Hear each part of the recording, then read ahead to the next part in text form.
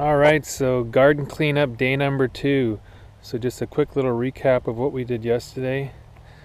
We got a whole bunch of strawberries transplanted from the new plot into the old plot.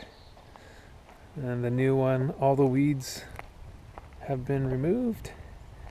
And so today we are going to fix the edge, get it all cleaned up, looking nice, put down some new mulch. And other than that, that'll be it for today.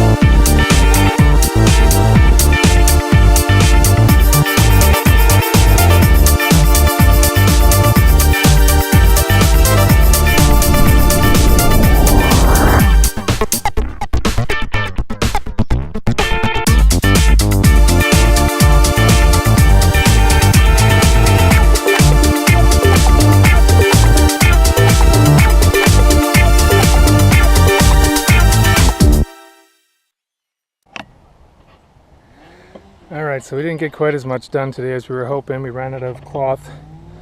But we got 2 sides done with some new mulch. Turned all the soil, got a bit more weeds.